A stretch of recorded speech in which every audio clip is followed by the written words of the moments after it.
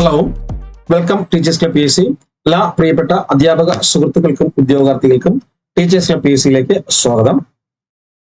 ഈ വീഡിയോയും നമ്മുടെ EMRS ഇപ്പൊ വിളിച്ചിരിക്കുന്ന ഏകലവ്യ മോഡൽ റെസിഡൻഷ്യൽ സ്കൂളിലേക്കുള്ള TGT trained graduate teacher, PGT post graduate teacher വേക്കൻസിയിലേക്കുള്ള നോട്ടിഫിക്കേഷൻസുമായിട്ട് ബന്ധപ്പെട്ട് വന്ന ഒന്ന് രണ്ട് സംശയങ്ങൾക്കുള്ള വീഡിയോ ആണ് ഈ ചെയ്തിരിക്കുന്നത്. അതായത് അതിനു മുന്നേ ഒന്ന് രണ്ട് കാര്യങ്ങൾ പറയട്ടെ. തീർച്ചയായിട്ടും നിങ്ങൾ ഈ വീഡിയോ ലൈക്ക് ചെയ്യുകയും ഹൈപ്പ് ചെയ്യുകയും ചെയ്തിട്ട് റെക്കമെൻഡേഷനിലിട്ട് ഒത്തിരി ഈ ഇത് അപ്ലൈ ചെയ്യാൻ നിൽക്കുന്ന ആൾക്കാരിലേക്ക് എത്തിക്കുക, സുഹൃത്തുക്കളിലേക്ക് ഷെയർ ചെയ്ത് കൊടുക്കുക. ഓക്കെ, അതുപോലെ തന്നെ എന്ത് ചെയ്യുക, തീർച്ചയായിട്ടും നിങ്ങൾ കാണുന്ന എല്ലാവരും, ക്വാളിഫൈഡ് ആയിട്ടുള്ള എല്ലാവരും ഇതിന്റെ സബ്ജക്ട് കോമ്പിനേഷനും കാര്യങ്ങളും എല്ലാം പറഞ്ഞു തന്നിട്ടുണ്ട് ഈ വീഡിയോയിൽ. നമ്മുടെ ഈ ചാനലിൽ, ടീച്ചേഴ്സ് ക്ലബ് PSC ചാനലിൽ ഓരോ വീഡിയോ ആയിട്ട് EMRS ടീച്ചർ എന്ന് പറഞ്ഞ പ്ലേലിസ്റ്റിൽ ചെയ്തിട്ടുണ്ട്. നിങ്ങൾക്ക് നോക്കാം എങ്ങനെയാണ് ആപ്ലിക്കേഷൻ അയക്കേണ്ടതിനെ കുറിച്ചും ഫീസ് സ്ട്രക്ചേഴ്സിനെ കുറിച്ചും ഇതിന്റെ ക്വാളിഫിക്കേഷൻസിനെ കുറിച്ചും ഒക്കെ വീഡിയോസ് ചെയ്തിട്ടുണ്ട്. അത് നോക്കുക.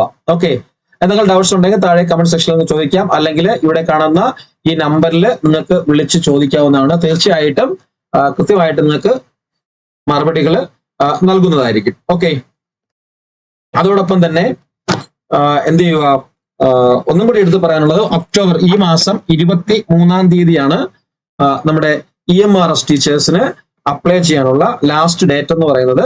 അവസാന സമയം വരെ വെച്ചുകൊണ്ടിരിക്കരുത്, അപ്ലൈ ചെയ്യുക.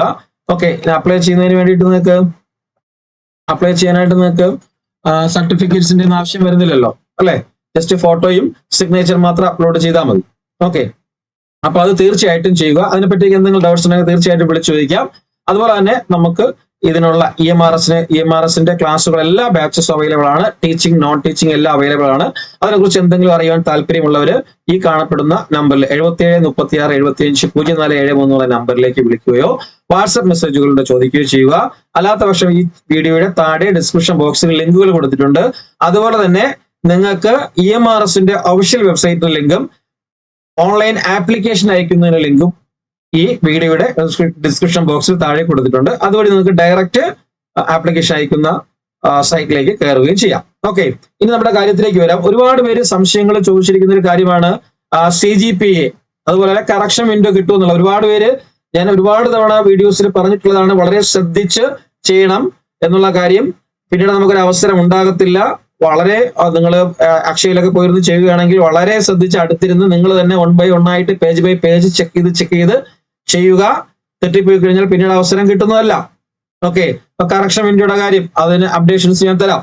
ഓക്കെ, അപ്പൊ CGPയുമായിട്ട് ബന്ധപ്പെട്ടുള്ള ഡൗട്ട്സ് ആണ്. അപ്പൊ അതിനെപ്പറ്റിയുള്ള ഒരു FAQ 1/10/2025 നമ്മുടെ national education society for tribal students തന്നിട്ടുണ്ട്, EMRS തന്നിട്ടുണ്ട്. ഓക്കെ, അപ്പൊ അതിൽ 1 by 1 ആയിട്ട് നമുക്ക് വായിക്കാം. നമുക്ക് ഇവിടെ മെയിൻ ആയിട്ട് നമുക്ക് ഫോക്കസ് ഔട്ട് ചെയ്യാനുള്ളത് CGPയെ പറ്റിയാണ്. അതിന് മുമ്പ് 1-2 കാര്യങ്ങൾ പറഞ്ഞിട്ട് ഞാൻ അതിലേക്ക് വരാം. ഓക്കെ, എപ്പോഴാണ് എക്സാം നടക്കുന്നത്, ഓൺലൈൻ ആപ്ലിക്കേഷൻ സ്റ്റാർട്ട് ചെയ്യുന്ന എപ്പോഴാണ് ഞാൻ പറഞ്ഞു. അതായത് നമ്മുടെ കഴിഞ്ഞ മാസം 19-ാം തീയതി മുതൽ സ്റ്റാർട്ട് ചെയ്തു. ഓക്കെ, ഈ മാസം ഒക്ടോബർ മാസം 23rd വരെയാണ് ലാസ്റ്റ് ഡേറ്റ്. ഓക്കെ, ഇനി who are eligible to apply, what are the criteria, relaxation of age, category, qualification etcetera, ഇതെല്ലാം നോട്ടിഫിക്കേഷനിൽ സെപ്പറേറ്റ് വീഡിയോ ആയിട്ട് ചെയ്ത് തന്നിട്ടുണ്ട്. ചെക്ക് ചെയ്യുക. OTP പ്രോബ്ലം, അതായത് ഏജ് പലരും വിളിച്ചു ചോദിച്ചു, എന്തോ തെറ്റിദ്ധാരണയുടെ പുറത്തായിരിക്കും. നിങ്ങൾക്ക് ഗേൾസിന് 50 വയസ്സാണ് കേട്ടോ ഏജ്. ഗേൾസിന് 50 വയസ്സ് വരെ അപ്ലൈ ചെയ്യാം കേട്ടോ. ഗേൾസിന് 50 വയസ്സ് വരെ അപ്ലൈ ചെയ്യാം. TGT അപ്ലൈ ചെയ്യുന്നതിന് വേണ്ടി മാത്രമാണ്, TGT അപ്ലൈ ചെയ്യാൻ മാത്രമാണ് C-TET 2-ന്റെ ആവശ്യം. TGTക്ക് only for TGTക്ക് വേണ്ടി മാത്രമാണ്. PGTക്ക് C-TET ആവശ്യമില്ല. PGTക്ക് only PG plus B.Ed മാത്രം മതി. 50% മാർക്ക് ഉണ്ടായിരിക്കണം. ഇത് മാത്രമാണ് ക്വാളിഫിക്കേഷൻ എന്ന് പറയുന്നത് കേട്ടോ. ഓക്കെ, അതുപോലെ തന്നെ നോൺ ടീച്ചിങ്ങുമായിട്ട് ബന്ധപ്പെട്ട് ഒരുപാട് പോസ്റ്റുകളുണ്ട്. പല പോസ്റ്റുകൾക്കും പല ഏജ് ആണ്. ഇപ്പൊ JSA 27 ഏജ് ആണ്.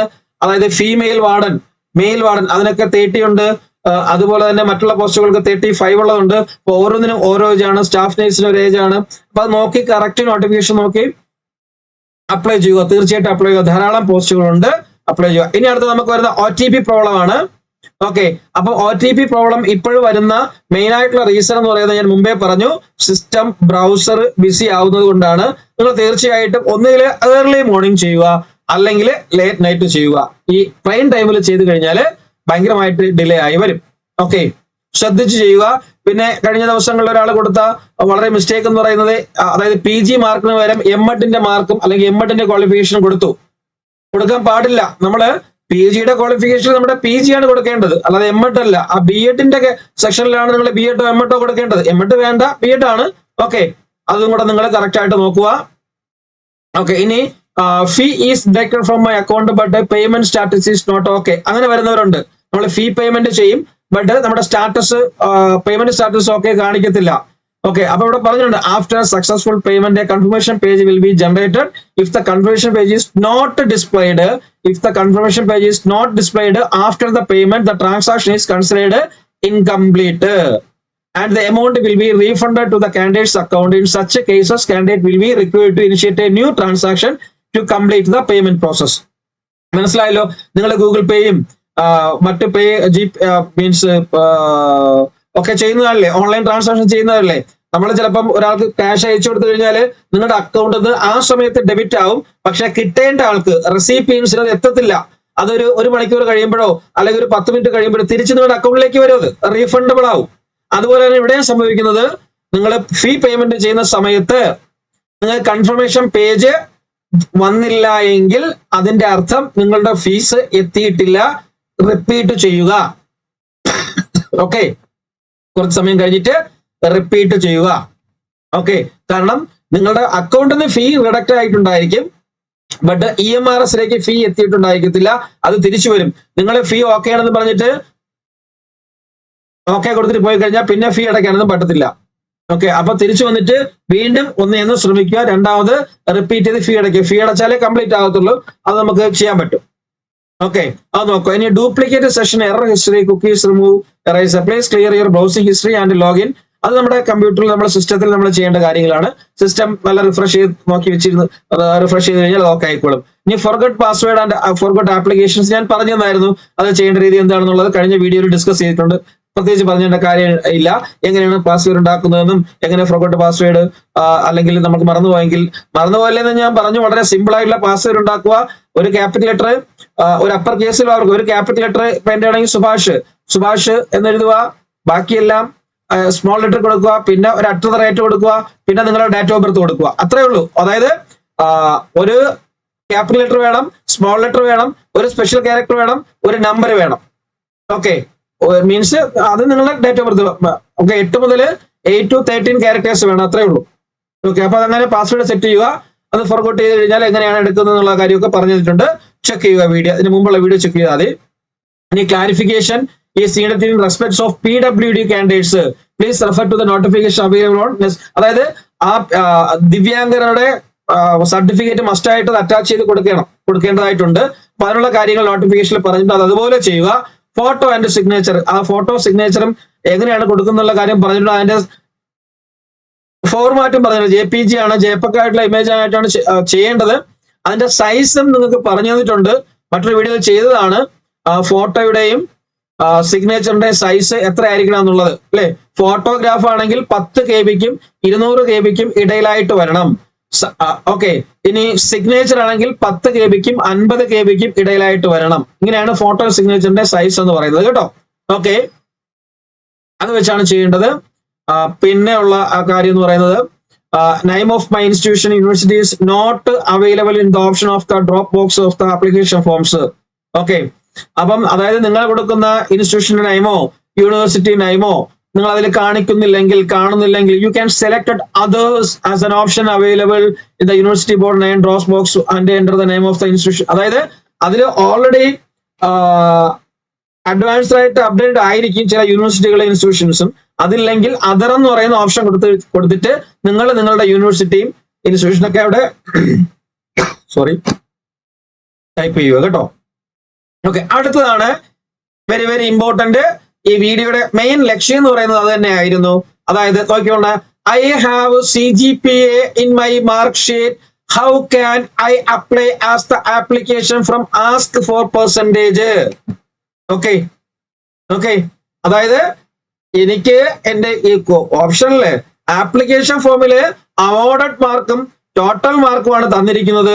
പക്ഷെ എനിക്ക് കിട്ടിയിരിക്കുന്നത് എന്റെ മാർക്ക് ഷീറ്റ് എന്ന് പറഞ്ഞാൽ CGPA ആണ്. ഞാൻ ക്രെഡിറ്റ് ബേസ് സിസ്റ്റത്തിൽ പഠിച്ചതാണ്. എങ്ങനെ എനിക്ക് അപ്ലൈ ചെയ്യാൻ പറ്റും നോക്കിക്കോ. ഞാൻ പല സ്റ്റുഡൻസിനും പല കുട്ടികൾക്കും പല ഉദ്യോഗാർത്ഥികൾക്കും പറഞ്ഞു കൊടുത്തിരുന്നു, if CGPA grades are mentioned in the mark sheet, please convert to CGPA or grade into equivalent marks according to formula defined by board university. Okay. അത് ചില യൂണിവേഴ്സിറ്റികള് നിങ്ങൾക്ക് തന്നിരിക്കുന്ന CGPA or ഗ്രേഡ്, CGPA എന്ന് വെച്ചാൽ ചിലപ്പം 7.5 എന്നോ 7.5 എന്നോ 5.5 എന്നോ അല്ലെങ്കിൽ 8.9 എന്നൊക്കെ പറഞ്ഞുള്ള CGPA കാണും. ഗ്രേഡ് എന്ന് പറയുമ്പോൾ A+++ എന്നോ A+ എന്നോ B+ എന്നോ B എന്നൊക്കെയുള്ള ഗ്രേഡും കാണും. അത് ചില യൂണിവേഴ്സിറ്റികള് ഈ ഗ്രേഡ് കിട്ടിക്കഴിഞ്ഞാൽ A++ കിട്ടിക്കഴിഞ്ഞാൽ എത്ര N ബിറ്റ്വീൻ ഏതെല്ലാം മാർക്കിനിടയിലാണ്, ഇപ്പൊ 100-നും 90-നും ഇടയിലാണ്, ഇങ്ങനെ ഒരു ക്ലാരിഫിക്കേഷൻ ഉണ്ടായിരിക്കും. B കിട്ടിക്കഴിഞ്ഞാൽ എത്രയായിരിക്കും മാർക്ക് എന്നുള്ള ഉണ്ടായിരിക്കും. ഇനി ഈ ഗ്രേഡ് കിട്ടിക്കഴിഞ്ഞാൽ അതിനെ എങ്ങനെ പെർസെന്റേജ് ആക്കാമെന്നും കാണും. ബൈ 10 കൊണ്ടോ അല്ലെങ്കിൽ 5 ഡിഡക്ട് ചെയ്തിട്ട് പിന്നെ 10 കൊണ്ട് ഡിവൈഡ് ചെയ്തിട്ട് ഇപ്പൊ 7.5 ആണെങ്കിൽ 75% മാറും, 8.9 ആണെങ്കിൽ 81% മാറും, 5.5 ആണെങ്കിൽ 55% മാറും. അങ്ങനെ ചെയ്യാൻ പറഞ്ഞിട്ടുണ്ട്. ഇതൊന്നും പോരല്ലോ, നമുക്കിവിടെ പെർസെന്റേജ് അല്ല വേണ്ടത്, നമുക്ക് ടോട്ടൽ മാർക്ക് വേണം. ഇത് അപ്ലൈ ചെയ്യാനായിട്ട് ടോട്ടൽ മാർക്കും വേണം, നിങ്ങൾ അവാർഡ് ചെയ്ത മാർക്കും വേണം. ഓക്കെ, നിങ്ങളൊരു കാര്യം മനസ്സിലാക്കിയിരിക്കുക, ഗ്രേഡ് സിസ്റ്റത്തിൽ പഠിച്ചവർ എല്ലാവർക്കും നിങ്ങളുടെ പേപ്പർ ഇവാലുവേറ്റ് ചെയ്യുന്നത് മാർക്കിലാണ്.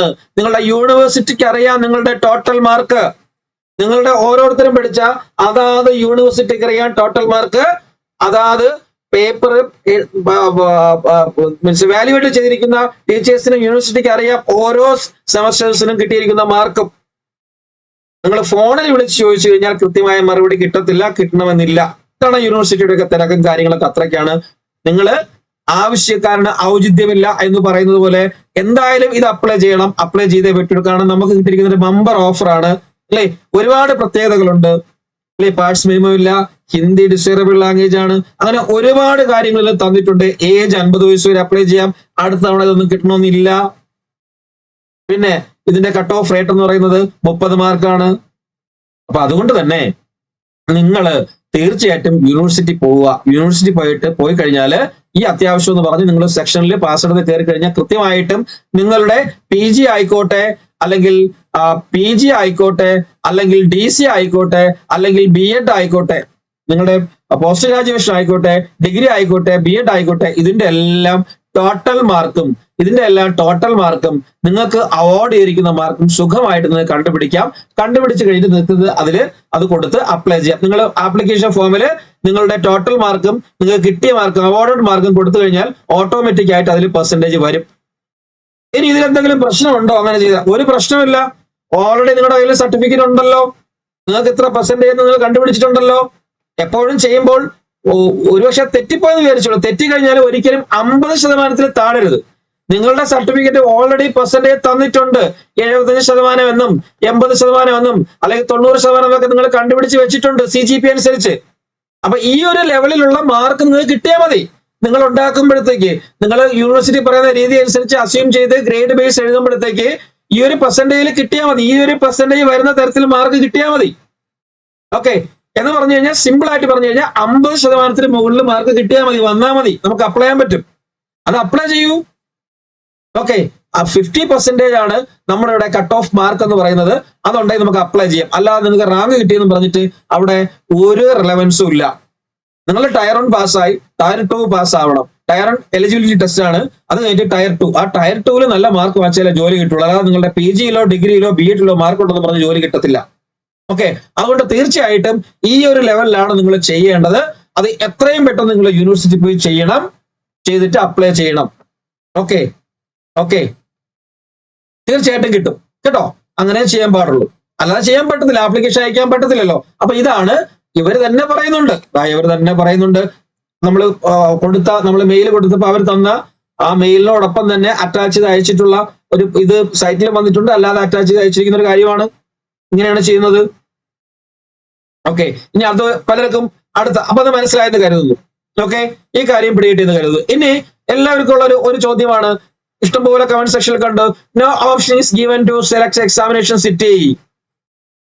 ഓക്കെ, ഇത് നിങ്ങൾ കൊടുക്കുന്ന അഡ്രസ്സ്, നിങ്ങൾ ഏതാണോ അഡ്രസ്സ് അവിടെ കൊടുക്കുന്നത്, നിങ്ങളുടെ പ്രൊഫൈല് ഫില്ലപ്പ് ചെയ്യുമ്പോൾ കൊടുക്കുന്ന അഡ്രസ്സ് ഏതാണോ ആ അഡ്രസ്സിനനുസരിച്ച് നിങ്ങൾക്ക് എക്സാം സെന്റർ അലോട്ട് ചെയ്യുന്നതാണ്. നിങ്ങളുടെ പെർമനന്റ് അഡ്രസ്സോ അല്ലെങ്കിൽ ഇപ്പോഴുള്ള നിലവിലുള്ള പ്രസന്റ് അഡ്രസ്സോ അനുസരിച്ച് നിങ്ങൾക്ക് എക്സാമിനേഷൻ സെന്റർ കിട്ടും.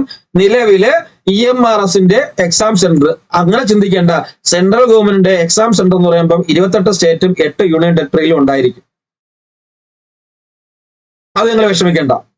കേരളത്തിൽ പ്രധാനമായിട്ടും സെൻട്രൽ ഗവൺമെന്റ് എക്സാംസ് വരുമ്പോൾ എക്സാം സെന്റേഴ്സ് എന്ന് പറയുന്നത് പ്രധാനമായിട്ടും 4 സിറ്റികളാണ്: തിരുവനന്തപുരം, കൊച്ചി, കോഴിക്കോട്, കണ്ണൂർ. റെയിൽവേ ഒക്കെ ആണെങ്കിൽ കൂടുതൽ സെന്റേഴ്സും ഉണ്ട്. അതുകൊണ്ട് കേരളത്തിൽ തന്നെ എക്സാംസ് ഉണ്ടായിരിക്കും. അതിനെക്കുറിച്ച് ആലോചിച്ച് വിഷമിക്കേണ്ട കേട്ടോ. ഓക്കെ. അപ്പൊ ഇത്രയും കാര്യങ്ങളായിരുന്നു ഇതില് എനിക്ക് ഈ ഒരു വീഡിയോയിൽ നിങ്ങൾക്ക് പറഞ്ഞു തരേണ്ടത്. CGPയെ പറ്റിയാണ് പ്രധാനമായിട്ടും ക്ലിയർ ചെയ്യേണ്ടിയിരുന്നത്. അപ്പൊ അത് പറഞ്ഞു തന്നിട്ടുണ്ട്. ഓക്കെ. അപ്പം ഫസ്റ്റ് പറഞ്ഞൊരു ക്വസ്റ്റ്യൻ ഉണ്ട്, എപ്പോഴും എക്സാംസ് നടക്കും? അതിന്റെ ഒരു ക്ലാരിഫിക്കേഷൻ നമുക്ക് കഴിഞ്ഞ തവണത്തെ 2022 വിളിച്ച് 2023 നടന്ന EMRSന്റെ എക്സാംസിന്റെ ആ ഒരു ടൈം ബീം വെച്ചുകൊണ്ട് നമുക്ക് അതിനെ ഒന്ന് അനലൈസ് ചെയ്യാം. അപ്പൊ നമുക്ക് മനസ്സിലാവും എപ്പോഴാണ് ടയർ 1 എക്സാം നടക്കുന്നത്. ആ ടയർ 1 എക്സാം കഴിഞ്ഞു കഴിഞ്ഞാൽ ഏത് സമയത്തിനുള്ളിൽ ടയർ 2 എക്സാം കാണും. ബട്ട് ഇത് 2 എക്സാംസും പഠിക്കാനുള്ള ധാരാളം സമയം നമുക്കുണ്ട്. നിങ്ങൾ വിചാരിക്കുന്നതല്ല, ഒരു സ്മാർട്ട് വർക്ക് പ്ലസ് ഒരു ഹാർഡ് വർക്ക് നമ്മൾ ഇതിൽ ചെയ്തു കഴിഞ്ഞാൽ ധാരാളം സമയം നിങ്ങൾക്ക് ടയർ 1 പാർട്ട് 1 to 5 വരെയുള്ള സബ്ജക്റ്റുകളിൽ നിങ്ങളുടേതായിട്ടുള്ള സബ്ജക്ട് ഏതാണോ അത് ആദ്യം ക്ലിയർ ചെയ്യുക. ഓക്കെ. അതിനുശേഷം നിങ്ങളുടെ ടീച്ചിങ് ആപ്റ്റിറ്റ്യൂഡും NEPയും പഠിക്കുക. അത് തന്നെ 40 മാർക്കുണ്ട്. അത് രണ്ടും പഠിച്ചാൽ തന്നെ നമ്മൾ ഇന്നാവത്തില്ല. എന്ത് വേണം? താഴെയുള്ള പാർട്ട് 6 ലാംഗ്വേജ് പ്രൊഫഷൻസിൽ 8 മാർക്ക് വാങ്ങിക്കണം എന്നുള്ളത്. ഓക്കെ. അപ്പൊ അതുകൊണ്ട് വളരെ സിമ്പിൾ ആണ്. ടയർ 1 എന്ന് പറയുന്നത് ഒരു പ്രയാസവും കൂടാതെ വളരെ സിമ്പിൾ ആയിട്ട് നമുക്ക് ക്യാച്ച് ചെയ്യാൻ പറ്റും എന്നുള്ളതിന് യാതൊരു സംശയമില്ല. ഓക്കെ. അപ്പം എപ്പോൾ എക്സാം നടക്കും എന്നുള്ള കാര്യങ്ങളൊക്കെ അടുത്ത നെക്സ്റ്റ് ഒരു വീഡിയോയിൽ അപ്ഡേറ്റ് ചെയ്ത് തരുന്നതാണ്. അതുപോലെ തന്നെ നിങ്ങളുടെ ഈ എക്സാം എങ്ങനെ ക്രാക്ക് ചെയ്യണം, ഏത് രീതിയിൽ പഠിക്കണം, എങ്ങനെ പഠിക്കണം എന്നുള്ള കാര്യങ്ങൾ ലൈവ് സെഷൻസ് വരുന്നുണ്ട്. അത് ലൈവ് സെഷൻസ് ആയിട്ട് വരുന്നുണ്ട്. താല്പര്യമുള്ള അതിലും ജോയിൻ ചെയ്യാവുന്നതാണ്. അത് നമ്മുടെ ക്ലാസ്സിലേക്ക് കൊടുക്കുന്നതാണ്. നിങ്ങൾക്ക് ഫ്രീ ആയിട്ട് ലൈവ് സെഷൻസ് വരുന്നുണ്ട്. അത് നമ്മൾ ക്വസ്റ്റ്യൻ പാറ്റേൺ ബേസ് ചെയ്തുകൊണ്ട് പ്രീവിയസ് ഇയർ ക്വസ്റ്റ്യൻ കൺസെപ്റ്റ് വെച്ചുകൊണ്ട് നമ്മളൊരു 2 hour ലൈവ് സെഷൻസ് വരുന്നുണ്ട്. ഓക്കെ. അതോടൊപ്പം തന്നെ ബാക്കിയുള്ള ഇതിന്റെ നോൺ ടീച്ചിങ് പോസ്റ്റുകളിലേക്കുള്ള ക്വാളിഫിക്കേഷൻ, എക്സാം പാറ്റേൺ, സിലബസ് അതെല്ലാം കൂടെ ഒന്ന് ചെയ്തു തരുന്നുണ്ട്. പിന്നെ ഒത്തിരി ടീച്ചിങ് വാക്കൻസി ഡൽഹി ബേസ്ഡ് ആയിട്ടുള്ള സ്റ്റേറ്റ് ബേസ്ഡ് ആയിട്ടുള്ള ഒരുപാട് teaching and non teaching TGT, PGT, PRT വിളിച്ചിട്ടുണ്ട്. അതിന്റെ നോട്ടിഫിക്കേഷൻ ഉടനെ അപ്ഡേറ്റ് ചെയ്ത് തരുന്നുണ്ട്. റെയിൽവേ ഒരുപാട് വേക്കൻസീസ്, 2 തരം വേക്കൻസികൾ NTPC വിളിച്ചിട്ടുണ്ട്. അല്ലാതെ തന്നെ സെഷൻ കൺട്രോളർ വിളിച്ചിട്ടുണ്ട്, കാനറ ബാങ്ക് വിളിച്ചിട്ടുണ്ട്. അങ്ങനെ ഒത്തിരി വേക്കൻസികൾ വിളിച്ചിട്ടുണ്ട്. അതെല്ലാം വഴിയെ നോട്ടിഫൈ ചെയ്ത് തരുന്നതാണ്. ഓക്കെ. പിന്നെ ഞാൻ എപ്പോഴും പറയും, നിങ്ങൾ ഇതിൽ ഹിന്ദി എന്ന് പറഞ്ഞുകൊണ്ടിരിക്കാതെ അപ്ലൈ ചെയ്ത് പഠിക്കാൻ നോക്കൂ. ഓക്കെ. അതൊന്നും ഒരു ഇഷ്യൂസേ അല്ല ഇവിടെ. നിങ്ങൾ ഇതിന്റെ സിലബസോ കാര്യങ്ങളോ നോക്കിക്കഴിഞ്ഞാൽ നിങ്ങൾക്ക് മനസ്സിലാവും. Hindi is a desirable language, not an essential. Okay. അപ്പൊ അതുകൊണ്ട് അതൊന്നും മനസ്സിൽ ചിന്തിക്കാതെ ആദ്യം നന്നായിട്ട് അപ്ലൈ ചെയ്യൂ, പിന്നെ പഠിക്കൂ. ഓക്കെ. നിങ്ങളുടെ ടയർ 2 പാസ്സാകൂ, പിന്നെ നമുക്ക് ചിന്തിക്കാം ബാക്കിയുള്ള കാര്യങ്ങൾ കേട്ടോ. ഓക്കെ. അപ്പം എപ്പോൾ എക്സാം വരും, എപ്പോൾ ടയർ 1 നടക്കും, അത് കഴിഞ്ഞാൽ എത്ര സമയം എടുക്കും ടയർ 2-ന്, എങ്ങനെയായിരിക്കും അതിന്റെ ഡിസ്ക്രിപ്റ്റീവ് ആയിട്ടുള്ള ചോദ്യങ്ങൾ ചോദിക്കുന്നതെന്നൊക്കെ പറ്റിയിട്ടുള്ള വീഡിയോ നെക്സ്റ്റ് അപ്ഡേറ്റ് വരുന്നുണ്ട്. എല്ലാവരും കാണുക. അതുപോലെ തന്നെ ഈ വീഡിയോ തീർച്ചയായിട്ടും എല്ലാവർക്കും ഷെയർ ചെയ്ത് കൊടുക്കുകയും ചെയ്യുക. അപ്പം ഒരിക്കൽ കൂടി ഞാൻ പറയുന്നു, CGPA അങ്ങനെയാണ് ചെയ്യേണ്ടത് കേട്ടോ. CGPA മാർക്കിലോട്ട് മാറ്റി കഴിഞ്ഞാൽ മാത്രമാണ് നമുക്ക് അപ്ലൈ ചെയ്യാൻ പറ്റുന്നത്. ഓക്കെ. ഇതിനെപ്പറ്റി കൂടുതൽ അറിയുന്നതിന് വേണ്ടി നിങ്ങൾ തീർച്ചയായിട്ടും ഈ നമ്പറിൽ വിളിച്ച് ചോദിക്കുക. അതുപോലെ തന്നെ ക്ലാസ് അഡ്മിഷനുമായിട്ട് ബന്ധപ്പെട്ടുള്ള കാര്യങ്ങൾക്ക് വേണ്ടിയിട്ടും ഈ നമ്പറിൽ വിളിച്ചു ചോദിക്കുകയോ വാട്സ്ആപ്പ് മെസ്സേജ് അയക്കുകയോ ചെയ്യാം. അല്ലെങ്കിൽ വീഡിയോയുടെ താഴെ ഡിസ്ക്രിപ്ഷൻ ബോക്സിൽ ലിങ്ക് കൊടുത്തിട്ടുണ്ട്. അതുവഴി നിങ്ങൾക്ക് ജോയിൻ ചെയ്യാം. ക്ലാസ്സുകൾ ജസ്റ്റ് ആരംഭിച്ചിട്ടുണ്ട്. ക്ലാസ്സുകൾ ലൈവ് പ്ലസ് റെക്കോർഡ് ക്ലാസ്സുകളാണ്.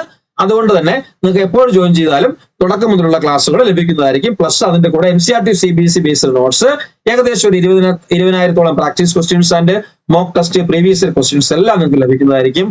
ഇത് മസ്റ്റ് നമ്മൾ ചെയ്തു കഴിഞ്ഞാൽ തീർച്ചയായിട്ടും നമുക്ക് ഈ 2026 മെയ് മാസത്തില് ജൂൺ മാസത്തിൽ നിങ്ങൾക്ക് EMRSൽ ഒരു TGT ആയിട്ടോ PGT ആയിട്ടോ മസ്റ്റ് ആയിട്ട് 100 അല്ല 101% ജോയിൻ ചെയ്യാൻ പറ്റുമെന്നുള്ളതിന് യാതൊരു സംശയവുമില്ല. ഓക്കെ, ഇത്രയും പറഞ്ഞുകൊണ്ട് ഈ വീഡിയോ അവസാനിപ്പിക്കുന്നു. Thank you. വന്ദേ മാതരം. ജയ് ഹിന്ദ്.